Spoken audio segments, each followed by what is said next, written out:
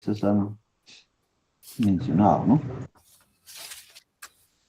¿Alguien más? Yo docente, en general, morfológicamente, sí, Eder, ¿no? se dividen en ¿Sí? tres grandes grupos, ¿no? Filamentosos, los dimórficos y los levaduras, ¿no? Lebradiformes. Los dimórficos principalmente son los patógenos, temperatura, se pueden ser filamentosos o forma de levadura, ¿no? Sí. Bueno, también la clasificación ya lo han mencionado, ¿no? Algunos compañeros. ¿Alguien más quiere aportar de acuerdo a su experiencia o de acuerdo a cómo ha estado sobrellevando hasta ahora? A ver, Respecto, docente, buenos días. sí, Y también se ha visto sobre los Penicillium sp, que es un hongo filamentoso caracterizado por su estructura reproductiva, ¿no? ok, penicilio, ¿no? Ok. ¿Alguien más? Licenciado, disculpe, hablaba de las dermasiáceas SPP, ¿no? Son hongos, digo, de las alternarias, son hongos dermasiáceos, ya que estas presentan melanina, ¿no? Y son de color más oscuro, como marrón, se le puede observar microscópicamente, ¿no? La, inclusive cuando siembras en las placas, cambia completamente de color todo el fondo, ¿no? Eso ya seguramente más adelante lo van a ver también, ¿no? De acuerdo a los temas que vayamos tratando. ¿Ok? ¿Alguien más?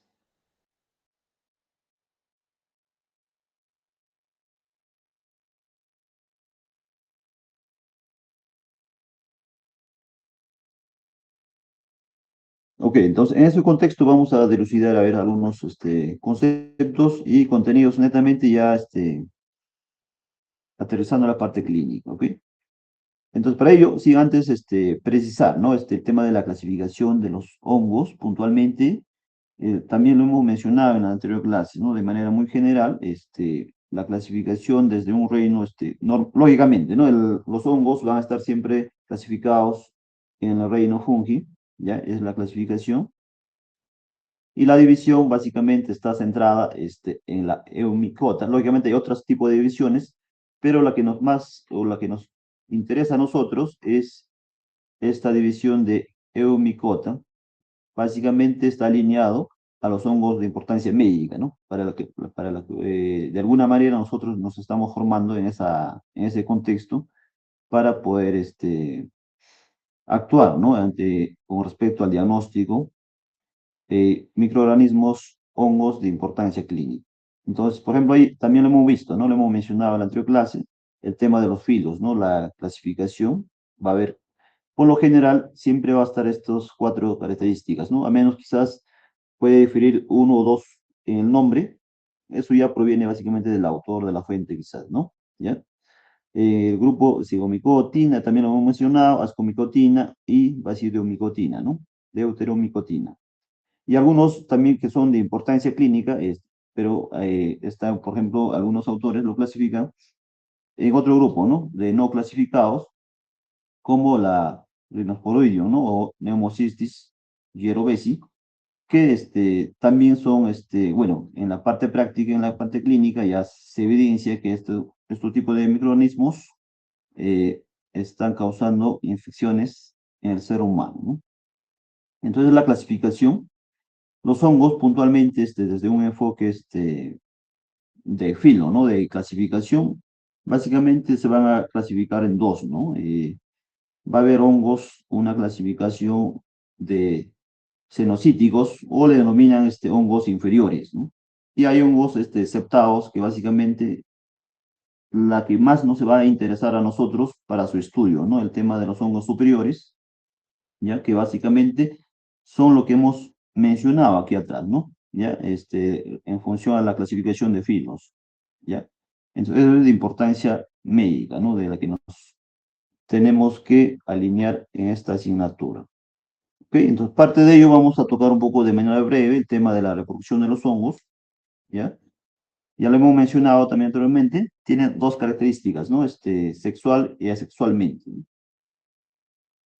En la reproducción lo más importante viene a ser, desde un punto de enfoque clínico, la mayoría de los hongos para nosotros son del grupo de, la que nos debería interesar, ¿no? Son del grupo de hongos patógenos, ¿no? ¿Ya? Y lógicamente también hemos mencionado, existe hongos saprófitos que ante una eventualidad en nuestro sistema inmune va a generar una afectación en temas de salud, ¿no? Hongos oportunistas, ¿no? Pero cuando hablamos de hongos patógenos, con esas características, inmediatamente, así un buen sistema inmunológico del ser humano, va a haber una afectación a la salud, ¿no? ¿Ya? Y lógicamente, más adelante vamos a ver el tema de la viremia en caso de los hongos, ¿no? De qué manera esto se va a instalar, cuáles son esas características para que pueda conllevar a una infección, ¿no? Entonces, esa característica también hay que tener, ¿no? Los hongos patógenos, normalmente en su mayoría, se van a reproducir de manera asexual, ¿no? ¿Ya? Y los más conocidos son pues las que tienen esas características, sus formas estructurales de esporas, ¿no? Esporas asexuales, básicamente las conidias, ¿no? Vamos a ver más adelante seguramente, o en la práctica también, las famosas microconidias, macroconidias, ¿no? Que son estructuras muy diferenciadas en la parte práctica, ¿no? Y hay otras estructuras también en tema de la reproducción, las esporas, ¿no? De los hongos. En este caso, las esporas más están alineadas a hongos filamentosos, que hemos visto la anterior semana, ¿no? Básicamente se originan a través del micelio y algunas características que van a poder, propias, ¿no? De cada uno de acuerdo a sus estructuras que van a tener estos esporas, ¿no? Con sus respectivos micelios, ¿ya? Entonces, vamos a ver, por ejemplo, en caso de las esporas, va a haber dos reproducciones, ¿no? De alguna manera, la que va a permitir diferenciar, porque estas reproducciones en cada etapa va a tener, en algunos casos, diferentes estructuras que se van a caracterizar, ¿no? Cuando hay esporas sexuales, básicamente hay un grupo de subclasificación, ¿no? En cigosporas, ascoporas y basidiosporas. Ya básicamente estos microorganismos de este grupo, su reproducción van a ser por meiosis, ¿ok? De una espora van a salir dos, después de esos dos van a salir cuatro, así, ¿no? Exponencialmente se van a multiplicar por meiosis, ¿no? Y en caso de las esporas asexuadas, que normalmente son las conidias, ¿no? En ese grupo se clasifican. También va a haber otra subclasificación con las denominaciones de talosporas. Ya dentro de ese grupo, lógicamente, va a haber otra subclasificación puntuales, ¿no? Con respecto a un grupo de artrosporas, blastosporas, clamidosporas. Y propiamente las asexuales con la denominación de conidias, ¿no? Y eso justamente en la práctica también es muy diferenciado, y es práctico también de poder diferenciar a través del microscopio, ¿no? O cuando se hacen los cultivos respectivos, en macroconidias y microconidias, ¿no? Y hay más lo que aterriza cuando haces una interpretación, es el tamaño, ¿no? Su nombre mismo ahí lo menciona, macro y micro, ¿ya? Y si bien es cierto, las estructuras se parecen son muy similares, pero el otro es más grande, el otro es más pequeño, ¿no? En ese contexto. Y hay otro grupo también en la parte sexuales, el esporangiosporas, ¿no? O endosporas. ¿Ok? Entonces la clasificación de manera, en un contexto general, ¿no? Para poder diferenciar en caso de la reproducción de esporas, ya sea sexuales o asexuales. La otra que viene a ser el tema de la clasificación con respecto a las conidias, ¿no? Un poco yendo más a detalle, ¿ya? En caso de esporas asexuales, ¿no? Y ahí tenemos, por ejemplo, una referencia, ¿no? Las microconidias y macroconidias desde un enfoque microscópico. Las microconidias básicamente van a ser característicos, son unicelulares, ¿no? ¿Ya? Y van a tener siempre esa forma de piriforme, ¿no? Van a ser muy pequeñas por la misma denominación, y su característica va a ser esféricas redondeadas, ¿no? A diferencia de las macroconidias, van a ser grandes, va a tener una forma de fusiforme o una forma de hoja, ¿no? ¿Ya? Van a ser septadas, ¿no? Van a tener esas tipos de divisiones, los septos, o en algunos casos también van a tener multiseptados, ¿no? Va a incrementarse los septos en este caso. ¿Qué más? En caso de las conidias, por ejemplo, tenemos otro, ¿no? Que los famosos blastosporas.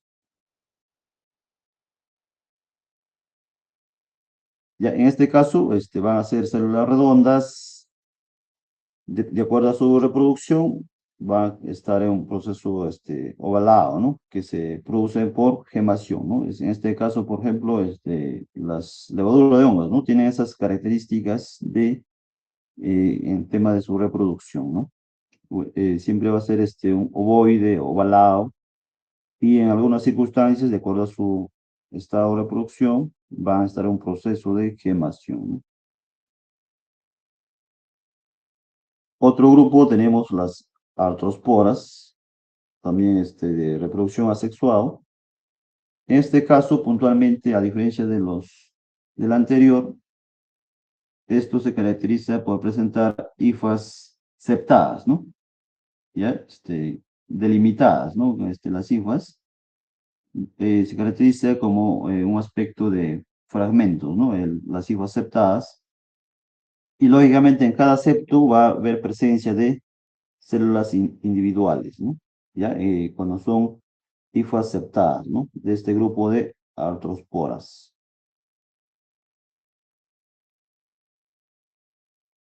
Otro grupo tenemos la clamidosporas. ¿Ok? Las clamidosporas básicamente también va a estar centrado en su característica de hifas, ya, pero en este caso van a ser más prominentes, ¿no? Van a ser más grandes, van a tener a nivel de sus paredes, lógicamente al ser más grandes, también su característica son con paredes gruesas, ¿no? Lógicamente esa característica lo van a ver a través del microscopio, ¿no? La parte práctica microscópica. Y lógicamente al ser con estas características de pared de grueso, etcétera, también va a tener una ventaja de sobrevivencia en el medio ambiente, ¿no? Van a ser resistentes a condiciones ambientales desfavorables, van a tener la capacidad de resistir, ¿no? Por su misma estructura. Y lógicamente estos se van a habituar, ¿no? Para que cumpla su ciclo biológico de maduración y reproducción, se van a adaptar al medio ambiente. Cuando existan mejores condiciones para su desarrollo, estos se activan y continúan su proceso de reproducción, ¿no? Pero si fuesen adversos al medio ambiente, simplemente van a resistir de acuerdo a la estructura en la que se encuentren, ¿no? Por su capacidad de que son muy resistentes. Otro grupo tenemos los esporangiosporas, ¿no? También muy conocido en la parte práctica y es muy diferenciado. No hay otros hongos otras estructuras similares para que pueda generar quizás una cierta confusión. Ya el famoso esporangio, ¿no? La que básicamente va a sostener la hifa llamada esporangioro, ¿no? Que si se dan cuenta en el lado izquierdo, en la imagen,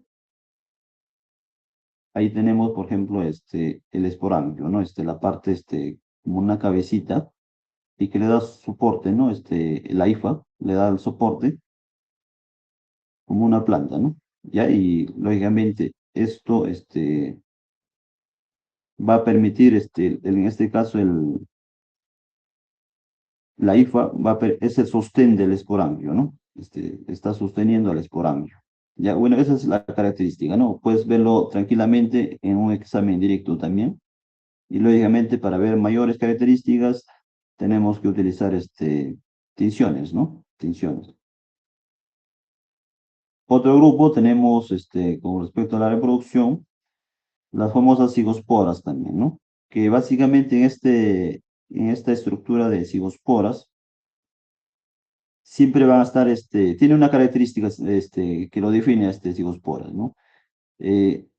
La cigospora como tal, y por ambos extremos o unilaterales, normalmente nace o se origina las dos hifas, ¿no? Si se dan cuenta en la imagen del lado izquierdo, ahí está la cigospora al medio, y a su lado lateral, a ambos extremos, está naciendo o está presente, y bueno, incrustado, ¿no? Unidos por hifas, ¿ya? Y lógicamente su característica también va a ser, son grandes, ¿no? Similar a la de la anterior, que va a tener paredes muy resistentes, que también se va a adaptar al medio ambiente, ¿no? Y lógicamente por su capacidad de resistir también van a ser,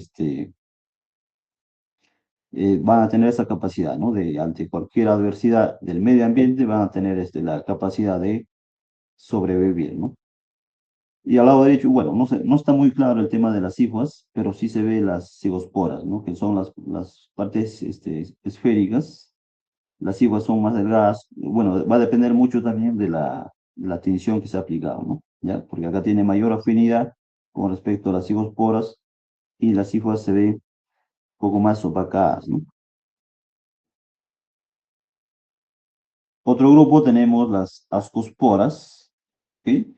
En caso de las ascosporas, bueno, tiene cierta característica particular también, que normalmente dentro de una célula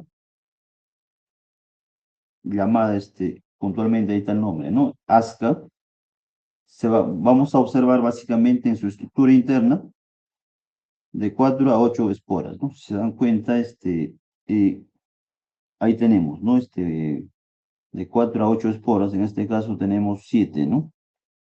¿Ya? Más práctico, si se lo pueden notar al lado derecho, ahí tenemos, ¿no? Una ascospora, a ver, bueno, permítame un ratito, voy a activar mi, ¿dónde está? Este es,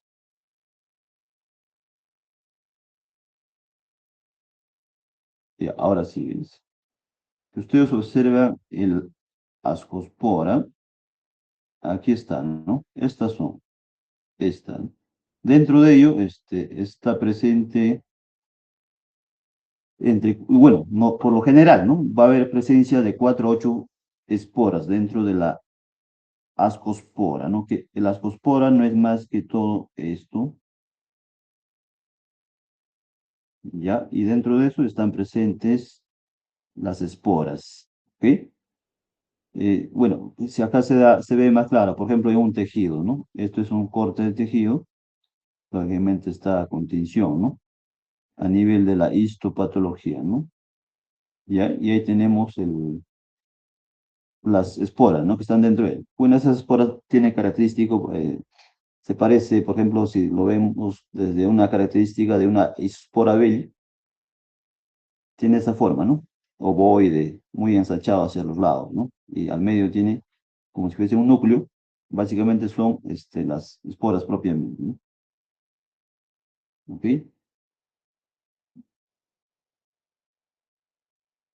Otro grupo tenemos las basidioesporas, ¿no? Esto ya, por ejemplo, podemos ver desde un enfoque macroscópico. Por ejemplo, algunas características, ¿no? Poseen estructuras llamadas basidios, que básicamente es el soporte que le da el sostén a las basidiosporas. En este caso, las basidiosporas básicamente van a tener una estructura con esa característica, ¿no? Contempla una espora dentro de su estructura, y la denominación es en forma de espora, ¿no? Las esporas normalmente pueden ser ovoides, circulares, con esas características, ¿no? Porque no va a haber unas esporas similar a una hifa, ¿no? Siempre va a tener en el contexto general, van a ser esféricas, ¿ya? Las cantidades que pueden tener cada una de ellas va a caracterizar de acuerdo al grupo que le corresponde, ¿no? Como en este caso de las esporas, dentro de ello van a tener ciertas características con contenido de esporas, ¿no? Como mencioné ahí. En este caso, los bacidios van a formar hasta 4 esporas, ¿no? Y acá va la diferencia, ¿no? En los ascosporas están de 4 a 8, o sea, más cantidad, ¿no? Y en los bacidiosporas, máximo hasta 4 esporas, ¿no? Bueno, respecto a la importancia, ya entrando en la parte clínica, ¿no? También creo lo hemos mencionado en la anterior clase.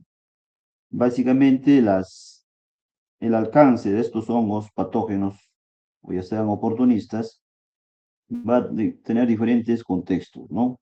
Podemos iniciar desde una respuesta de hipersensibilidad, en este caso más conocido como alergias, ¿ok? Ocasionada por hongos. También va a haber situaciones donde al consumir quizás hongos podamos llegar a una infección denominada por micotoxicosis, ¿no? Intoxicación por consumo de hongos, ¿no? ¿Ya? El otro es micetismo, básicamente de igual manera, ¿no? A veces por error podemos consumir hongos netamente que contienen principios venenosos o alucinógenos, y esto lógicamente también va a haber una afectación al ser humano, ¿no? Por desconocimiento básicamente, ¿no? Entonces eso básicamente se da por la ingestión de hongos, pero en ese contexto, ¿no? Por desconocimiento vas a consumir hongos venenosos. La micosis como tal, lo hemos mencionado también en la anterior, que no es más que el agente causante, bueno, en este caso por el hongo, ¿no?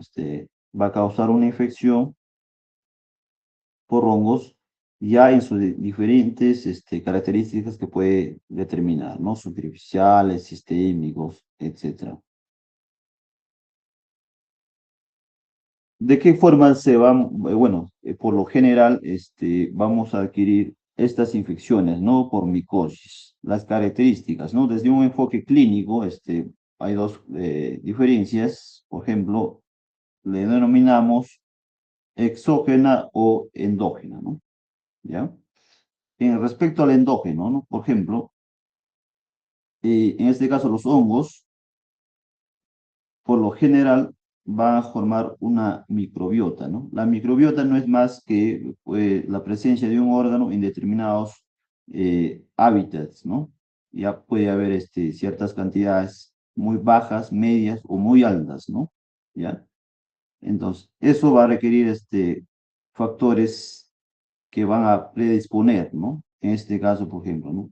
Imagínense en lugares tropicales, eh, o que le den condiciones, ciertas condiciones para que los hongos se reproduzcan y vivan, y el ser humano está expuesto sobre ello, y lógicamente es un riesgo de contagio, ¿no? ¿Ya? Básicamente ahí parte mucho el tema de los factores que predisponen al ser humano para ser contagiado, ¿no? Y como hemos visto también en la anterior clase, el tema del sexo, de las edades, el tema de las actividades rutinarias que uno puede hacer, puede estar quizás expuesto a estos factores predisponentes, ¿no? De recibir, darse una infección, por ejemplo.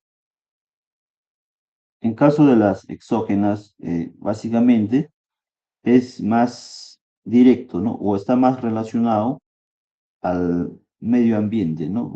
Por circunstancias de la vida, uno puede pasar por un área quizás que esté de alguna manera infestado por estos tipos de hongos y tranquilamente pasa por una área, respira y se contagia a través de la inhalación, ¿no? ¿Ya? O ir a áreas quizás contaminadas también, ¿no? Lógicamente, en el laboratorio de microbiología hay manipulación de microorganismos en general, ¿no? Y ahí puede haber hongos también, ¿no? Que pueden contaminar el medio ambiente y tranquilamente puede ser un medio de contagio, ¿no? La inhalación. Otro, bueno, en la implantación traumática, básicamente suele suceder en la parte hospitalaria, ¿no? En ese contexto, por tema de la manipulación de diversos instrumentos o materiales mal utilizados o reutilizados o mal conservados, que esto hayan sido contaminados con hongos, ¿no? Y lógicamente puede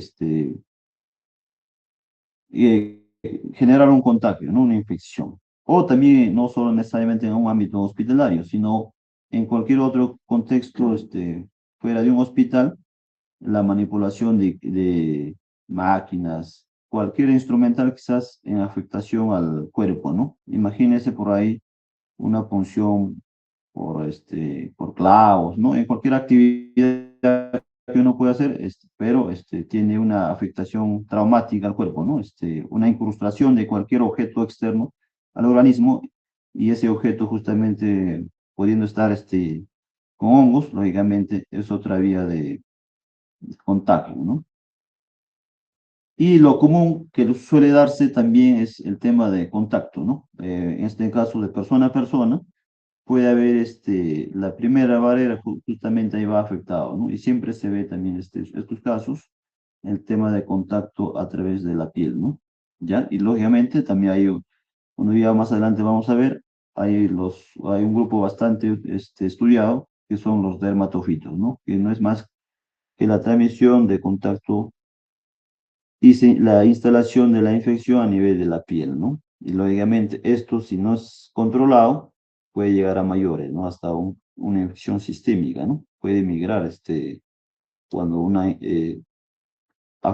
infección de hongos a través de la piel, esto no es tratado, se puede volver crónico y lógicamente los hongos pueden migrar hacia a subcutáneo y así puede avanzar hasta sistémico, ¿no? También eso es otras vías de contagio, ¿no? Y acá está el tema de la que les comentaba al inicio, ¿no? El tema de los factores de virulencia, en este caso de los hongos, por ejemplo, ¿no? Ya, para poder interpretar esta tablita, ustedes ven aquí, ¿no? Esta parte de esta columna de factores de virulencia, ¿ya? Y al lado derecho van a encontrar factores de resistencia. La factor de virulencia está relacionado al hongo, ¿no? A la capacidad de su patogenicidad de ocasionar una enfermedad, una infección en el ser humano. Y los factores de resistencia está alineado a la capacidad del ser humano en resistir a esa infección probable que se pueda dar, ¿no? Entonces, la primera fila, por ejemplo, ¿no? Para poder interpretar, ¿no?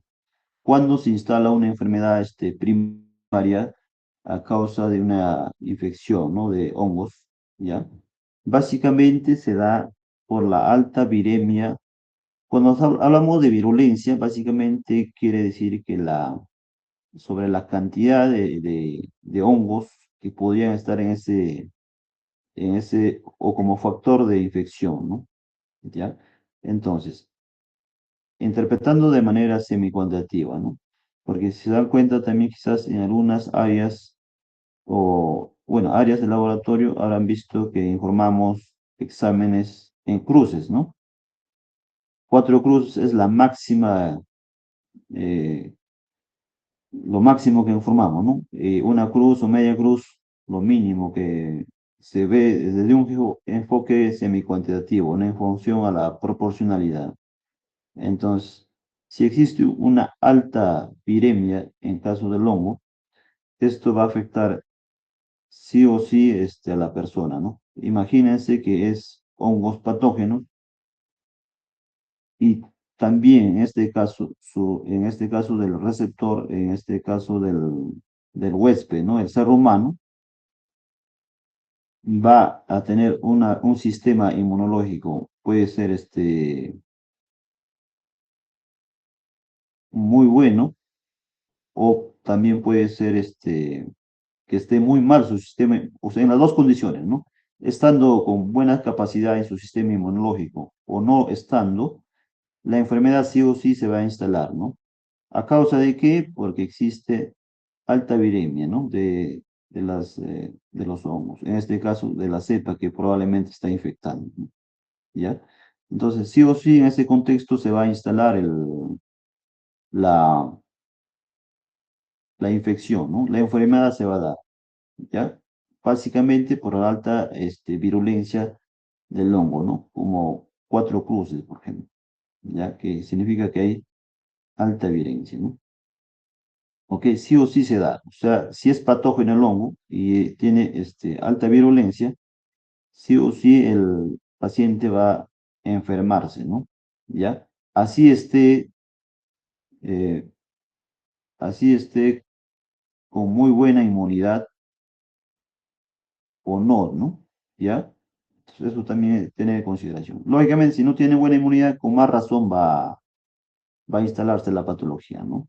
¿Ya? Entonces, bajo esas dos condiciones, cuando existe alta viremia, en este caso de los hongos, la infección se instala, ¿no? Se da, ¿ya?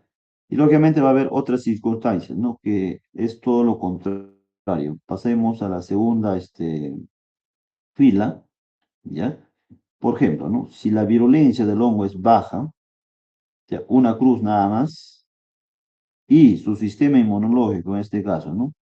Ya tiene un factor de resistencia alta de 4 cruces, por más que ésta sea patógena, oportunista, no se va a instalar la enfermedad, ¿no? La persona siempre se va a mantener sano, saludable, ¿no?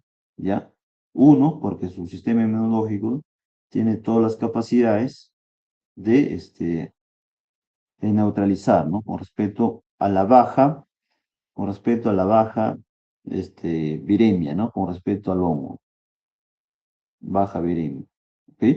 Esa es la característica también, ¿no? Con respecto a la micosis puntualmente. Y lógicamente en esos dos contextos, bien delimitados, ¿no? Cuando se instala una enfermedad, donde existe alta viremia, y cuando no, cuando un sistema inmunológico es sumamente combatible con respecto a una baja virulencia, ¿no? Pero va a haber en la micología siempre vamos a tener este análisis, ¿no? El tema de hongos o enfermedades oportunistas, ¿no? Inclusive lo hemos mencionado también en las clases anteriores, qué factores influyen para que los hongos puedan afectar, ¿no? Si bien es cierto, hay hongos netamente patógenos que ante el contacto se va a instalar la infección, ¿no? Pero hay otras circunstancias donde la otra clasificación ingresa, ¿no? El tema de los hongos saprófitos o oportunistas, ¿no? ¿Ya? En este caso, por ejemplo, ¿no? La última fila, teniendo una virulencia, teniendo una virulencia baja, en este caso de una cruz nada más, y teniendo asimismo un factor de resistencia, o sea, nuestro sistema inmunológico también bajo de una cruz, ¿ya? Ahí en esas circunstancias va a darse enfermedades oportunistas, o sea, se va a instalar las infecciones por hongos, básicamente porque hay una afectación al tema del sistema inmunológico, ¿no? Ya los hemos mencionado inclusive en las clases, personas con inmunodeficiencias, ¿no? Personas comprometidas ya, que van cursando una enfermedad primaria, ¿no? Diabéticos, o también personas de acuerdo a la edad, ¿no? Personas mayores o personas menores, ¿no? Entonces siempre está relacionado a que inicialmente hay una afectación inmunológica, ¿no? Ya inmunocomprometidos, ¿no? Ya, entonces, en esas circunstancias, ¿cuál es la característica, no? Suficiente con un factor de virulencia de una cruz para iniciar una infección, ¿no?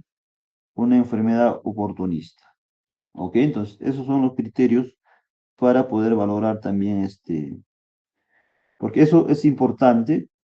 ¿Por qué? Porque eso justamente va a complementar estos datos cuando uno está inmerso ya en los procesos de diagnóstico, ¿no? Ya, de ver todas estas características. Ya, el tema de los factores de virulencia, importantísimo.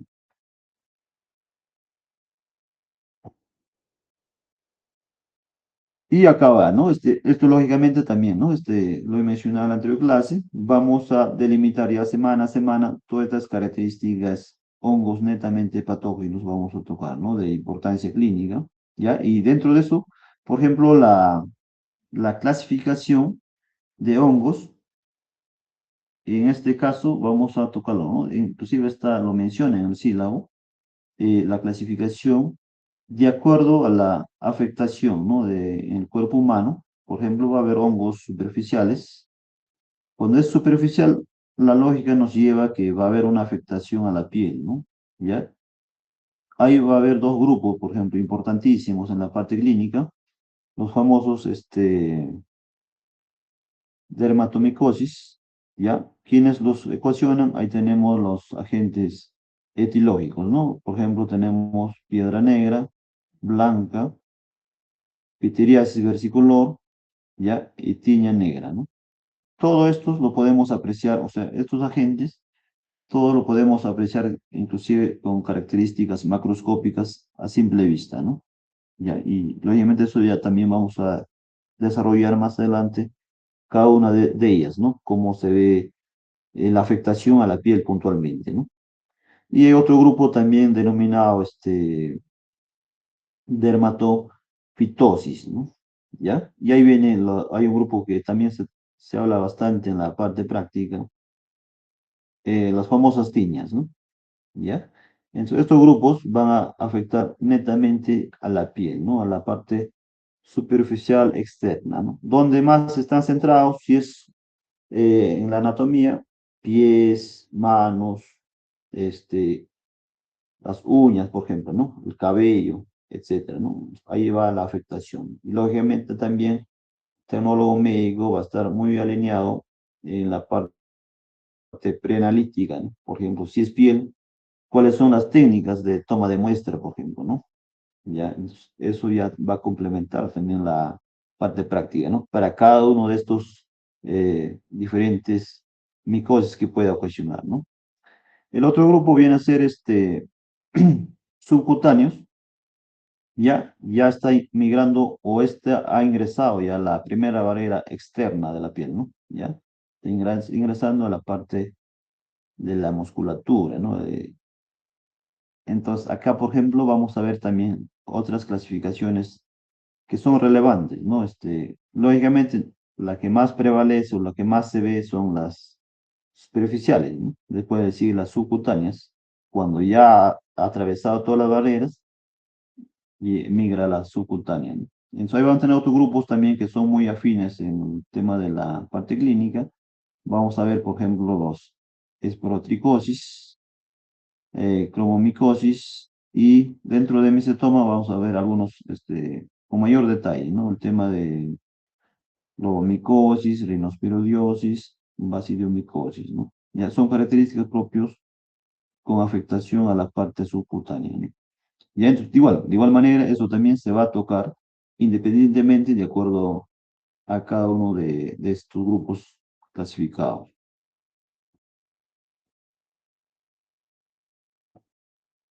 Y lógicamente, si hay subcutáneos o cutáneos como tal, ¿no? Va a haber también sistémicos que netamente ya es una afectación interna de diversos órganos del cuerpo, ¿no? Que han migrado ya. Sistémicos, básicamente, quiere decir, podría haber varias causas de ingreso a la parte sistémica por vía oral, respiratoria, o en situaciones crónicas también migran desde la parte subcutánea, pueden migrar dependiendo de la ubicación a la parte sistémica, ¿no? Existe una diseminación, bueno, similar, por ejemplo, cuando hablamos en bacterias, va a haber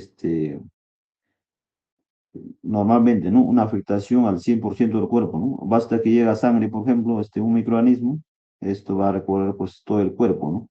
Y en cualquiera de los órganos se puede instalar tranquilamente, ¿no? Entonces, a ese nivel se va a considerar sistémico, ¿no? De igual manera, en caso de los sistémicos, va a haber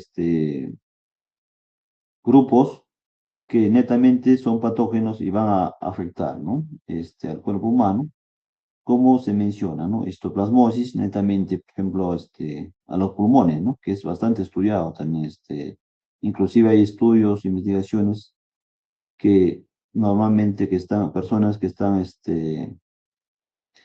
o cerca de las palomas, por ejemplo, puede transmitir este tipo de hongos, través de la respiración y tranquilamente se instala en los pulmones, ¿no?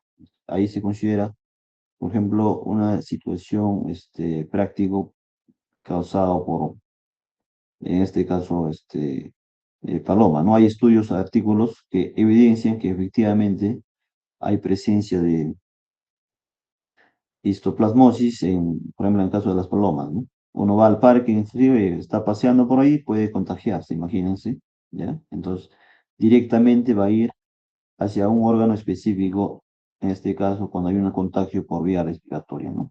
Y así, cada uno de ellos va a tener su importancia clínica, que también lo vamos a ver, ¿no? Y el otro grupo también, como hemos visto en el tema de los factores de virulencia, va a existir también microorganismos oportunistas como tal, ¿ya? Y ahí está el famoso, creo que la que más, inclusive en la práctica, siempre vamos a ver el tema de la candidiasis, ¿no? ¿Ok? Y otro grupo, ¿no? Como la criptococosis, también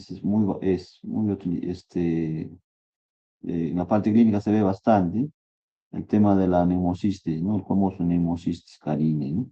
¿Ya? Entonces, ahí está, por ejemplo, la aspergilosis, ¿no? ¿Ya? Entonces, son microorganismos en esta clasificación que son oportunistas, ¿no? Porque si nuestro sistema inmunológico está correcto, está en cuatro cruces, como hemos visto en la anterior lámina, no va a haber afectación por estos, ¿no? Por estos microorganismos, ¿ya? Si cursamos una afección, una infección, una enfermedad primaria y tiene una relevancia con respecto a nuestro sistema inmunológico, hay una afectación, todos estos microorganismos estamos propensos, o al menos las personas que cursan ello, esos factores tranquilamente van a tener, ¿no? O conllevar a esta infección por microorganismos oportunistas. Ok, entonces, analizando de manera general, lógicamente, en caso de las micosis superficiales, ya lo mencionábamos, ¿no? Van a ser básicamente ocasionados, causados por hongos de muy baja patogenicidad, ¿no? Por ejemplo, una o dos cruces nada más de patogenicidad, ¿no?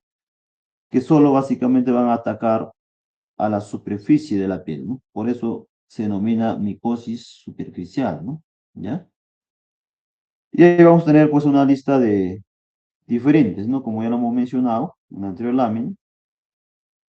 De igual manera, ¿no? Por ejemplo, va a haber, hay casos, situaciones, cuando entramos a una micosis cutánea, ya va a invadir la parte externa de la piel y va a migrar hacia los tejidos, ¿no? ¿Ya? La parte externa, por ejemplo, el tema de la queratina, o si está ubicado, por ejemplo, a nivel de los pelos y uñas, ¿no? Va a iniciar ese daño a ese nivel, ¿no? ¿Ya? Entonces, hay, por ejemplo, las famosas dermatofitosis, ¿no? Va a haber, hay casos, circunstancias donde la cándida también va a estar presente, ¿no? Ya sea en piel, en uñas, dependiendo también de la viremia que puede tener, ¿no? Respecto a la cantidad de cruces, una, dos, tres cruces, ¿no? Y las subcutáneas, puntualmente, ¿no? Va a haber daño a nivel piel externa y va a migrar hacia el tejido, ¿no? Y hay circunstancias también, como mencioné aquí, puede migrar hasta los huesos, ¿no? Ya, dependiendo de la patogenicidad, ¿no? Por ejemplo, acá, ¿no? El famoso esporotricosis también puede afectar hasta, imagínate, llega a tejido, músculo y ahí está el hueso, también puede haber una afectación, ¿no? Lógicamente, si llega a nivel hueso, el paciente va a tener ciertas, hay casos, por ejemplo, circunstancias en la parte clínica ha evidenciado, a veces confunden, ¿no? Cuando hay una afección con hongos, pueden confundir, por ejemplo, con infección, con enfermedades relacionadas a la artrosis, a la artritis, qué sé yo, ¿no? Porque simplemente el hongo ha llegado hasta los huesos y el paciente va a tener cierta incomodidad, que confunde a veces la clínica cuando hace estudios, ¿no? Que netamente quizás no son estudios o enfermedades autoinmunes que afecta a nivel articular, ¿no? Puede estar afectando en este caso un hongo que ha migrado hasta los huesos, por ejemplo, ¿no? Imagínense, la ubicación es justamente a nivel de las articulaciones, entonces puede haber eso también, ¿no? Puede darse ese caso. Y en caso de las sistémicas, entrando un poco más a detalle, simplemente van a afectar en contexto general todos los órganos internos que estén presentes, ¿no? Ya va a haber lo mismo, ¿no? En contexto general, microorganismos, hongos netamente patógenos como tal, o sea, te contagias, sí o sí se instala una infección, ¿no? O también va a haber patógenos oportunistas, ¿no? Básicamente va a depender de tu sistema inmune, de contraatacar al microorganismo o instalarse una infección por tema de deficiencias en el sistema inmune, ¿no? Entonces, lógicamente, ahí también vamos a ver una serie de grupos de hongos que van a afectar, ¿no? El mecanismo de infección, para complementar, ¿no? Tenemos, por ejemplo,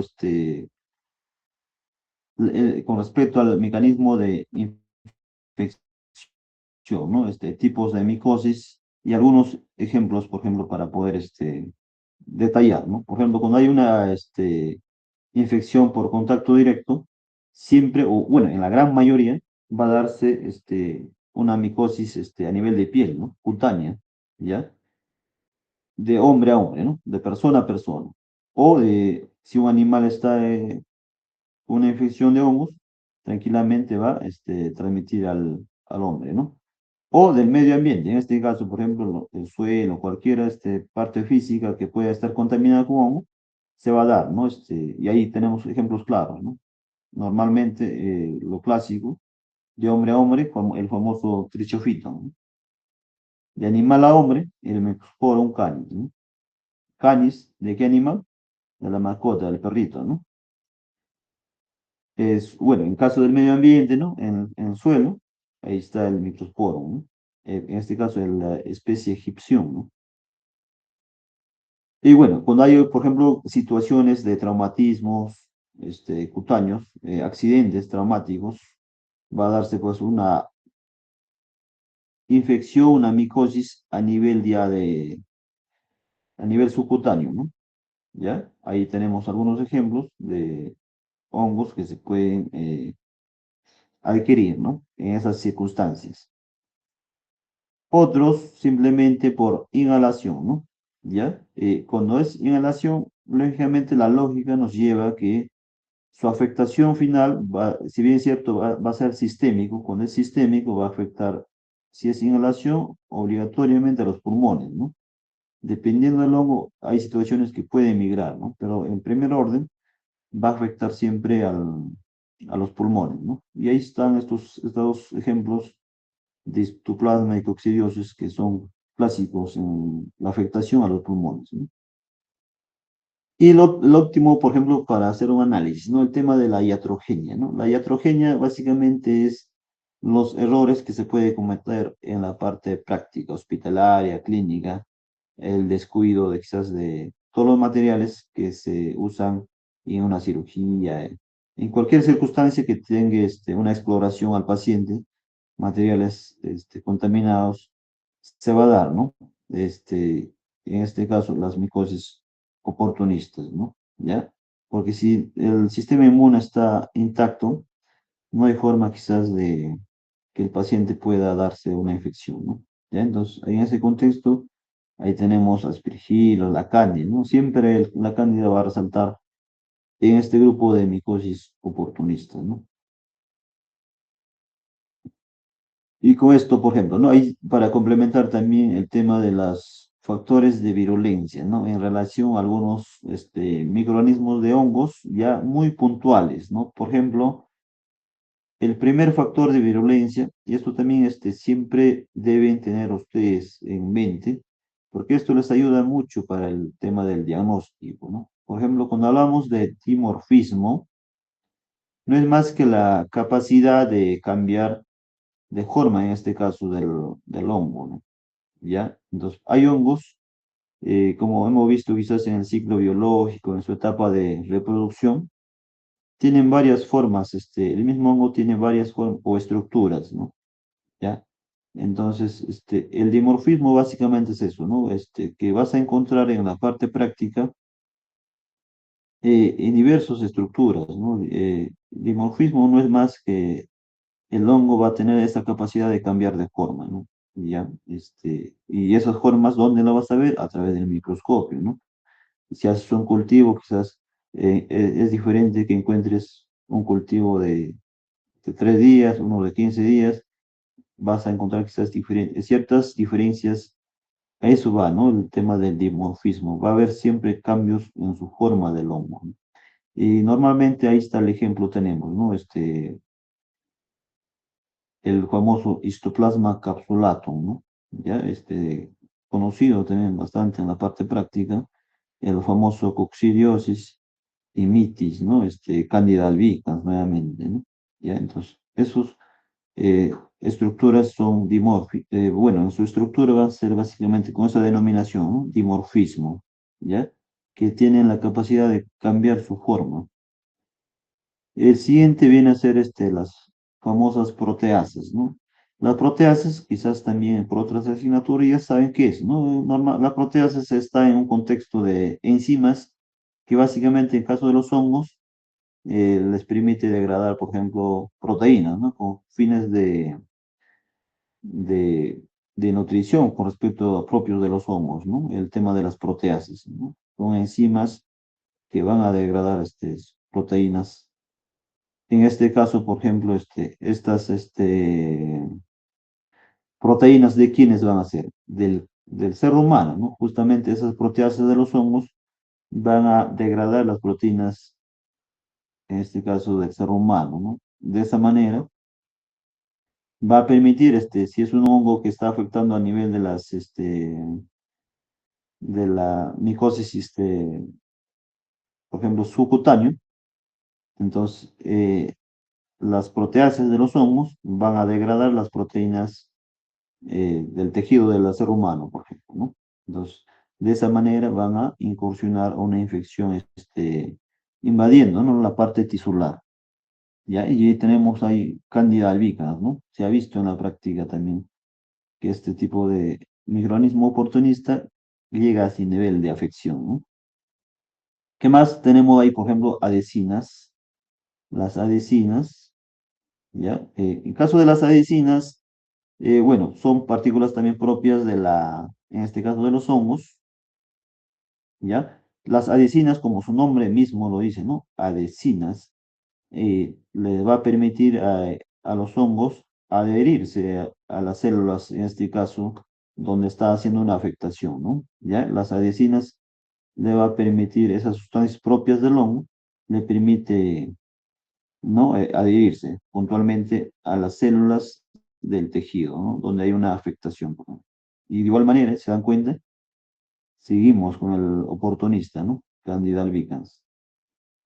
¿Qué más tenemos ahí? La famosa denoloxidasa, ¿no? Esta, por ejemplo, esta de la oxidasa también tiene otro nombre, que es eh, lactasa, algo por ahí es, a ver, acá lo confirmo, un segundito. Lacases, ¿no? Lacasa, también lo pueden conocer con esa denominación. Ya, no es más que, en este caso, por ejemplo, en este caso la fenolaxidasa va a producir el tema de la melanina, ¿no? A partir de sustratos, relacionados, por ejemplo, a los fenólicos, ¿no? En algunos casos tenemos ahí, por ejemplo, el Cryptococcus neoformans, ¿no? ¿Ya?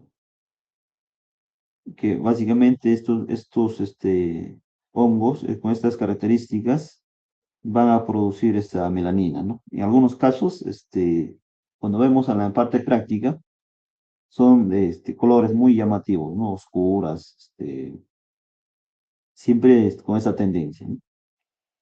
¿Qué más? Las elastasas, así como las proteasas, también similar, ¿no? Van a tener la capacidad de degradar, ¿no? Como son elastasas, están dirigidos a degradar las elastinas, por ejemplo, ¿no? Ya, en este caso, En el cuerpo humano, ¿dónde están ubicadas las elastinas? Normalmente están en los pulmones, ¿no? Entonces, si hubiese hay una afectación, una infección a través de las vías aéreas, tranquilamente este microorganismo, como en este caso es el Aspergillus fumigatus, ¿no? Que tiene esa característica de factor de virulencia, ¿no? Las tasas van a degradar la elastina, ¿no? En este caso de las células del pulmón, ¿no? Entonces, de esa manera va a haber una afectación, ¿no? La melanina, por cultura general, creo que conocemos, ¿no? La melanina no es más que un pigmento protector, ¿no? En este caso está presente en nuestra piel, ¿no? Ya básicamente la melanina es un medio de protección. Su finalidad es evitar la destrucción. En este caso, si hay un mecanismo por un agente extraño, va a evitar la destrucción por fagocitosis, ¿no? Bueno, en este contexto, ¿no? Eso es un contenido muy general. Por ejemplo, hay hongos, como este caso es Fonsecae, debe ser, Fonsecae pedroso, y Cryptococcus neoformans, por ejemplo, va a tener esta capacidad, ¿no? De afectar a la melanina de la piel puntualmente, ¿no?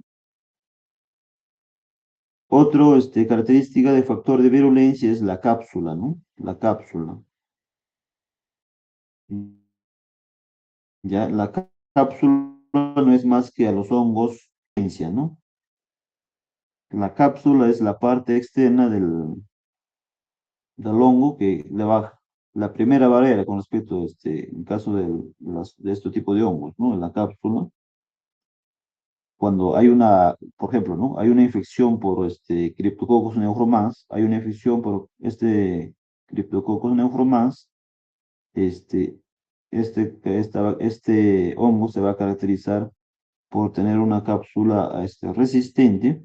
Por ejemplo, ¿no? Cuando hay una respuesta inmune con respecto a este hongo, va a tener esa dificultad el sistema inmune, ¿no? Porque esa cápsula le va a garantizar resistencia, ¿no?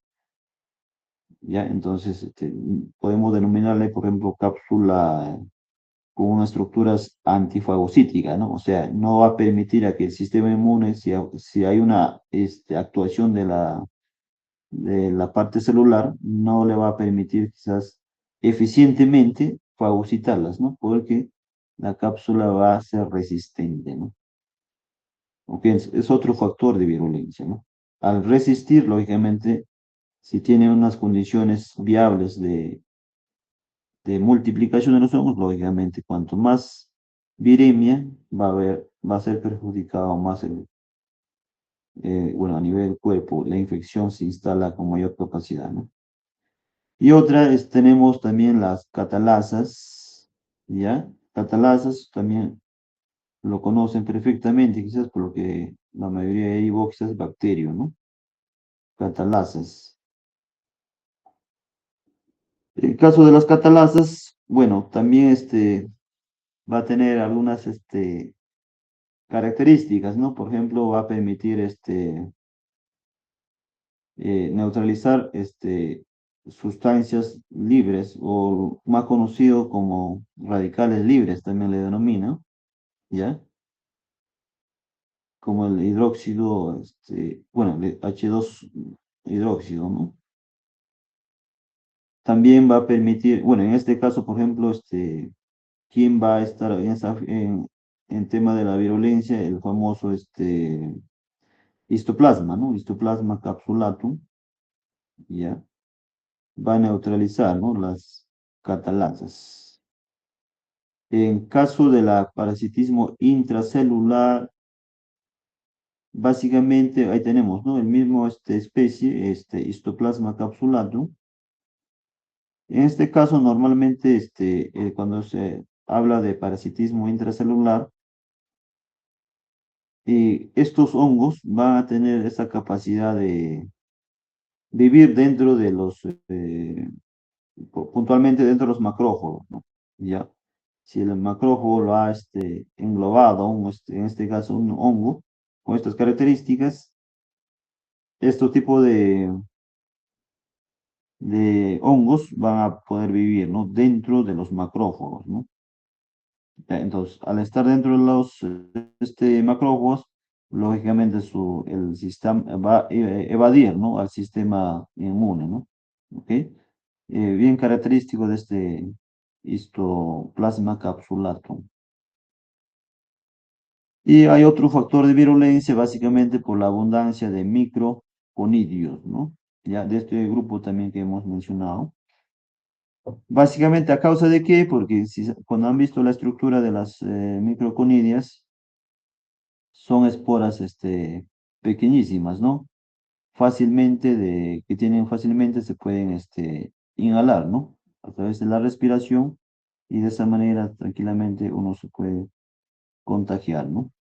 ¿Ya? Entonces es una alta efectividad, podemos decirlo, en tema de la respiración para poder contagiarse, ¿no? El tema en este caso de Aspergillus fumigatus y Histoplasma capsulatum, ¿no? Por ese medio, es otro factor de virulencia, ¿no? Porque al liberarse de esas microconidias, va a ser la dosis, la intensidad, la virulencia va a ser fuerte, ¿no? Alta, y simplemente se va a dar una infección por este tipo de microorganismos de hongos, ¿ok? Entonces, eso también tener en cuenta de qué manera va a hacer una afectación, ¿no? Entonces, ahí va, ¿no? Conociendo esas características, podemos delimitar ciertos criterios para ya entrar al tema del diagnóstico de laboratorio, ¿no? Por ejemplo, es importante cuando un paciente se llega a un servicio para la fase preanalítica, por ejemplo, ¿no? Y es clave preguntar de dónde proviene, ¿no? Ya, cuando te dice el lugar, tranquilamente puedes sacar información si en esos lugares, porque en la parte clínica, en la práctica donde estamos, podemos hacer un análisis, ¿no? Dependiendo del lugar, podemos delimitar también criterios si posiblemente está relacionado los signos que puede presentar el paciente con lo que respecta al tipo de análisis, por ejemplo, cuando el médico pida, ¿no? Entonces, ahí ingresa parte de la epidemiología, ¿no? Hay ciertos hongos que están muy delimitados a nivel geográfico, ¿no? Por temas, climas cálidos, secos, húmedos, etcétera, ¿no? Entonces, en base a eso también, si bien ciertos son datos muy generales, pero permiten consolidar la información para un diagnóstico, ¿ok? Y lógicamente la clínica, ¿no? La clínica no es más que los signos y síntomas que el paciente va a presentar, ¿no? La clínica, los signos, simplemente lo que cuando llega la toma de muestra, si son una micosis superficial, cómo lo estás viendo, o si te traen las muestras, cuáles son esas características, ¿no? ¿Ya? Y para complementar ya es propio del laboratorio, ¿no? Las tres fases, tener siempre en consideración la preanalítica, qué es lo que se hace, qué criterios mínimos de aceptación en la muestra, o las técnicas de toma de muestra, las cantidades, etcétera, ¿no? El tema de conservación, transporte, qué sé yo. El gabinete básicamente con la información que puedes tener, la indumentaria, los materiales con los que puedes ejecutar un procedimiento, ¿no? Entonces, seguramente en la práctica también han visto el tema del diagnóstico laboratorio, el examen directo, ¿no? Todos vamos de alguna manera a ingresar con un examen directo, ¿no? ¿Ya? Exámenes directos, ¿ya? La pregunta es si alguien me puede complementaria para iniciar el tema de análisis. Existe exámenes indirectos para el área de micología, a ver si pueden hacer algún comentario.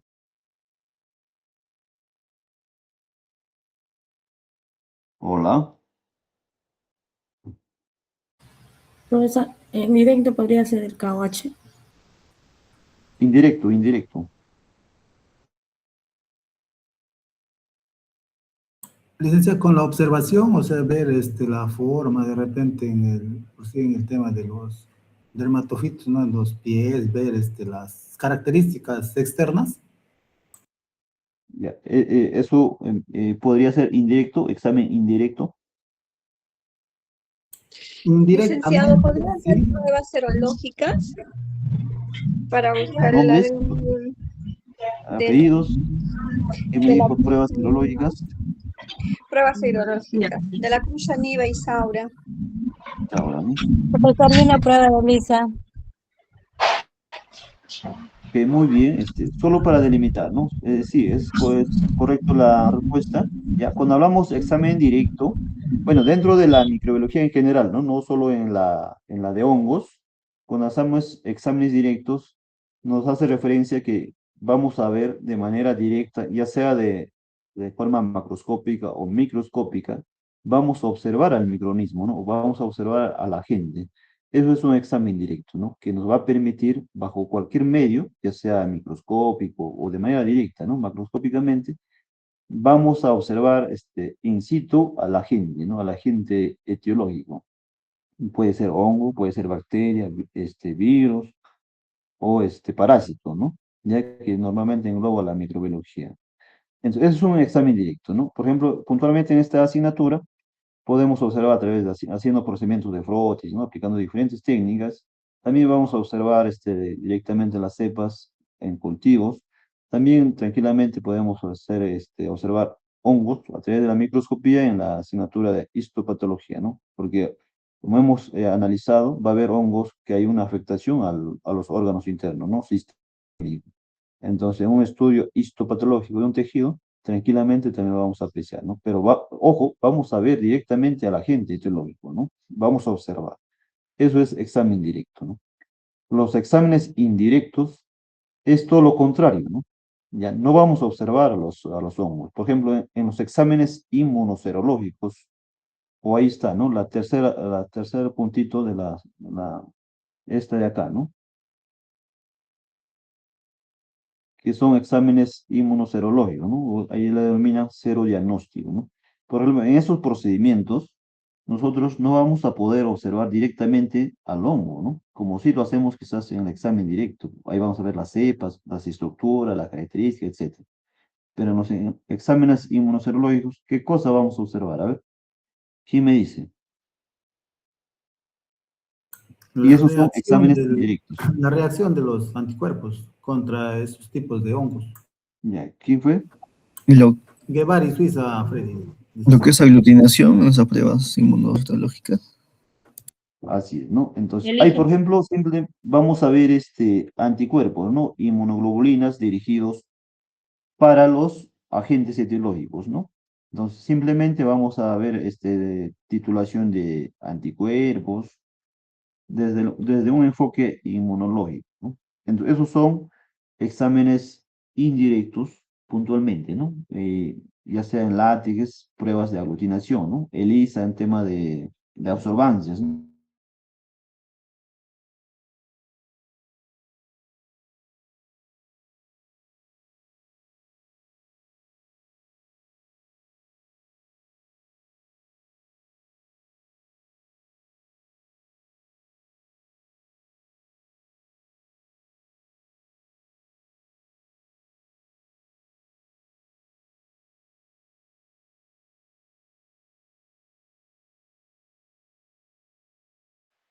Licenciado, su audio se fue.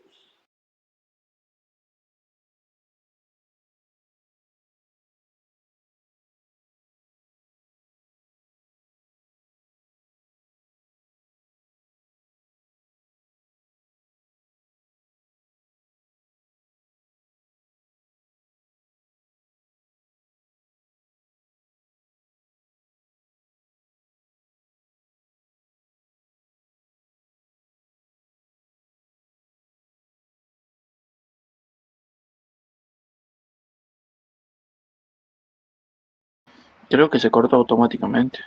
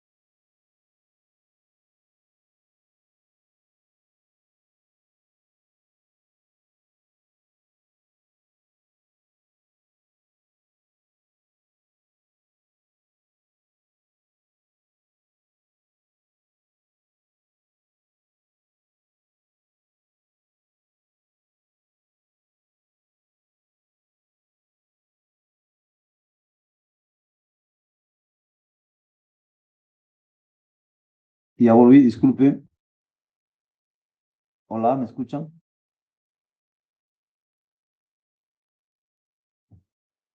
Hola. Confirmen, por favor, si me escuchan.